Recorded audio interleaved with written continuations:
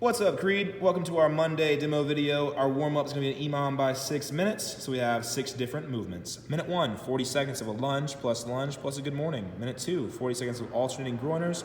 3, 40 seconds of up-downs. 4, boot strappers. 5, air squats. And 6, dumbbell devil's press practice. All right.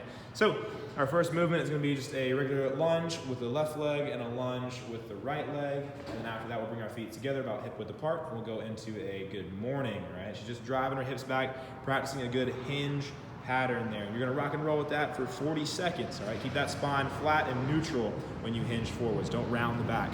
We have 40 seconds of alternating groiners next. Our alternating groiner, we're going to have hands inside that outside foot, all right? Heel should be flat. We'll hop and switch legs here. Hold for a second to get a good stretch, and then hop and switch. If you need to, you can step that foot back and step that foot forward if we're not able to hop just yet. All right, after that, we have up downs. All right, so we're gonna go into an up down position, hop the feet back, hop the feet forward, keeping that chest off the ground, all right, getting those shoulders warm, getting that rhythm down. Then we have boot strappers next. Boot strappers is a stance we'll have about shoulder width apart. We're gonna reach down for a hamstring stretch, and we're slowly gonna alternate into a deep squat here with a big chest. And we're gonna go back into a hamstring stretch. So high hips to low hips. Notice how our elbows are on the inside of her knees to drive her knees out, out, out. All right, then we have air squats, all right, basic air squats. Not jump squats, but air squats. It just means body weight here. We're thinking about ripping the ground apart, driving those knees out here, practicing a good squat with good mechanics here, keeping that torso up. Then we have dumbbell devil's press practice here. Our devil's press, we'll start with one dumbbell in one hand. We'll go into an offset burpee. So that dumbbell stays in the hand, we hop up, plant the feet flat, we're gonna hike the dumbbell through our hips and explode into that forearm. So your hips should meet your forearm when you hike. All right, so show that hike one more time. Her hips meet her forearm, and then her hips say poof, and blow that forearm out of the way, all right? So she's using momentum from those hips to drive that dumbbell all the way overhead. And you're looking for full extension at the top. So she goes down, one last burpee here, she comes back up, plants the feet, hikes and thrusts, and she ends with good hip extension and overall overhead extension. All right, then our workout. Gonna start with, if you have a lighter dumbbell and we need some more reps in there, go ahead and add some. If you got heavier dumbbells, go with a nice strength portion here. 4 by 5 to 10 reps, all right? Your choice there. If the dumbbell's light, up the reps to 10 or 12, all right? If you got heavier dumbbells here, try and go a little bit heavier, we just go 5 reps there, or some number in between, all right? So 4 sets of 5 reps on front squat. You'll have 10 minutes to get that done, plenty of time, so maybe come up with a tempo, all right? Slow on the way down, pause at the bottom for a few seconds, and then slow on the way up. Make it harder, make it harder. Then we have our benchmark here, got deviled legs, all right? So it's a fun little workout. Devil's press, all right? We're going 10, 8, 6, 4, 2 with that devil's press, which is what we did in the warm-up. But in between every set, we're gonna have 30 jumping lunges, all right? So that's 15 each leg, a soft count there.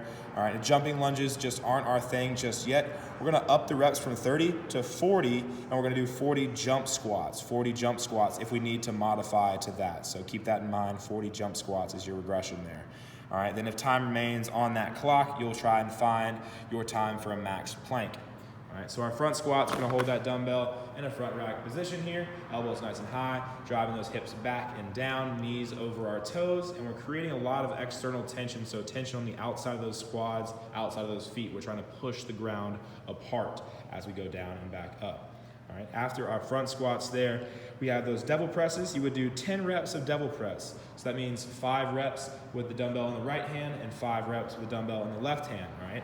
When you go down to the ground and hit the burpee and come back up, dumbbell finishes overhead, that's 1 full rep, all right? Down, up, boom, 1 rep. You would switch hands, boom, go down, 2 reps, all right? Just like that, we showed the devil's press. So if you need a refresher, head back to the warm-up.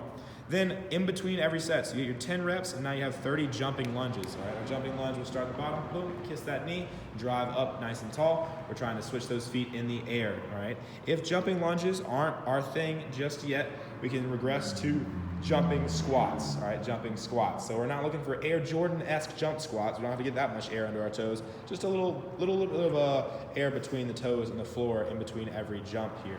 All right, you're going for 40 total reps. And if you really have to take it on back, you got 40 body weight squats, all right, without jumping up in the air here. All right, and lastly, we just have that plank for a max set, all right, trying to hold that plank for as long as you can. Remember, planks aren't about how long you can hold them for, it's about how much tension you can create and how much intensity you can have with that plank, all right? So we're talking about how tight you can brace that core and keep that tension throughout a period of time. all right? Shouldn't be able to breathe with big, deep breaths, expanding that rib cage out and in. If your core is contracted tight enough, that rib cage shouldn't be able to move that much, all right? So we have our workout in the books. We will see you guys next week.